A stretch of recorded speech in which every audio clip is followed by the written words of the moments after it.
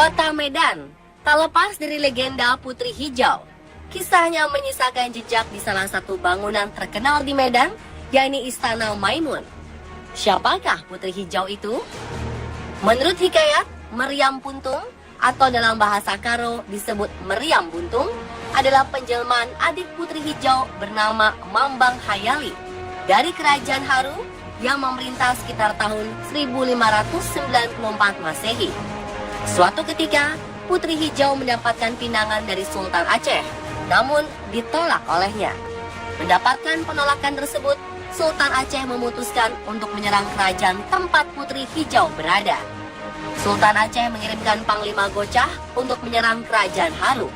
Tetapi karena bentengnya sangat kokoh, pasukan Aceh gagal menembus pertahanan kerajaan Haru. Menyadari jumlah pasukannya semakin berkurang setelah banyak yang terbunuh dalam pertempuran, Panglima-Panglima Perang Aceh memakai siasat baru. Mereka menyuruh prajuritnya menembakkan ribuan uang emas ke arah prajurit benteng yang bertahan di balik pintu gerbang. Alhasil, hujan uang emas ini membuat suasana menjadi tak terkendali. Para penjaga benteng melupakan tugas mereka dan memilih untuk berebut uang emas hingga meninggalkan posnya. Ketika mereka tengah sibuk memunguti uang emas, para tentara Aceh berhasil menerobos masuk dan dengan mudah menguasai benteng. Sementara pertahanan terakhir yang dimiliki orang dalam adalah salah seorang adik Putri Hijau yang kemudian menjelma menjadi Meriam Puntung. Tetapi karena ditembakkan terus-menerus, Meriam menjadi panas, meledak, dan terbelah menjadi dua bagian. Yang ada di Istana Maimun ini hanyalah satu bagian. Bagian potongan Meriam lainnya kini berada di Kampung Sukanalu, Kecamatan Barus Jahe, Tanah Karo. Meriam Puntung yang berada di sisi kanan Istana Maimun ini ramai dikunjungi hingga sekarang. Tak jarang pengunjung datang seraya membawa bunga sebagai ada tradisi kepercayaan masing-masing. Dengan air yang berada di bangkuk adalah bagian dari syarat. Di bagian paling atas terdapat patung kepala kerbau. Simbol ini memiliki makna sebagai penolak bala. Penduduk setempat kemudian mengkeramatkan tempat ini.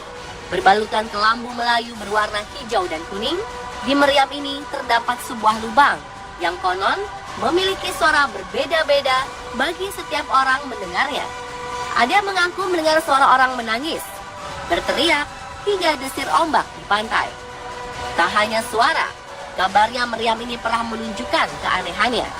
Menurut penjaga Meriam Puntung, pada tahun 1995, sekitar pukul 2 dini hari, meriam ini berpindah tempat sekitar 2 meter dari depan pintu.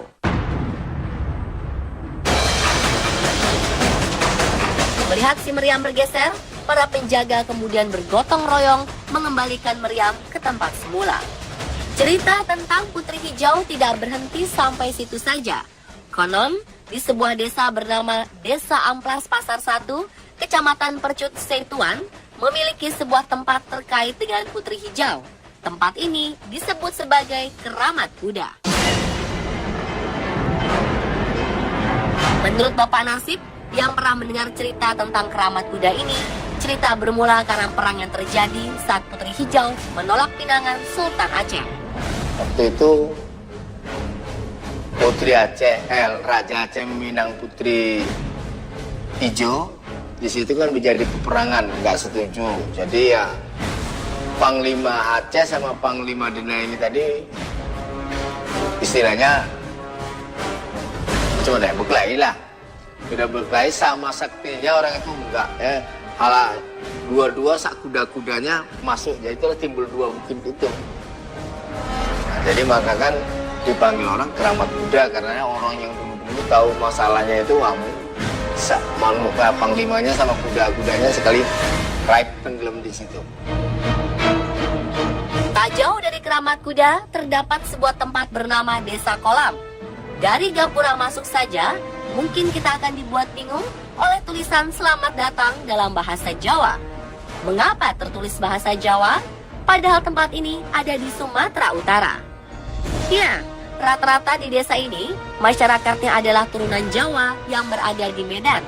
Desa Kolam juga menyimpan misteri sendiri di dalamnya, yaitu kisah Nyai Ronggeng. Tim on the spot menelusuri jalan guna mencari petilasan Nyai Ronggeng. Warga Kampung Kolam kerap memperbincangkan petilasan ini. Setelah menempuh perjalanan menyusuri perkebunan-perkebunan, tim on the spot akhirnya menemukan tempat yang dipercaya sebagai petilasan Nyai Ronggeng. Di sini terlihat bunga yang masih segar, seperti baru saja didatangi oleh peziarah. Di bagian pojok ruangan terdapat batu-batu besar. Masyarakat meyakini disinilah tempat asli petilasan Nyai Ronggeng. Tempat ini masih dianggap keramat hingga sebelum kami melakukan pengambilan gambar, Bapak Nasib meminta izin terlebih dahulu kepada para penghuni petilasan yang tak lain adalah Nyai Ronggeng. Lalu siapakah Nyai Ronggeng yang berada di Desa Kolam, Kota Medan ini? Benarkah yang merupakan korban pembunuhan? Tak mudah ternyata menguak keberadaan Nyai Ronggeng di Desa Kolam. Salah satu caranya adalah dengan mengadakan pertunjukan kuda lumping. Ya, sosok Nyai Ronggeng yang sedang menari ini dipercaya akan datang dan berinteraksi melalui mediator, yakni Pak Nasib. Nyai Ronggeng di desa ini mengaku bernama Siti Aminah, yang merupakan seorang penari dari Banyumas dan pada masa pendudukan Belanda. Sang Nyai bersama 14 orang temannya didatangkan ke Pulau Sumatera. Naas, baru berada 7 hari di sini, gadis berusia 21 tahun itu meninggal dunia setelah mengalami sakit. Ia kemudian dimakamkan di tempat yang disebut sebagai Keramat Ronggeng. Meskipun letaknya jauh, hingga kini Keramat Ronggeng masih didatangi oleh banyak orang yang penasaran dengan misteri Ronggeng Desa Kolam.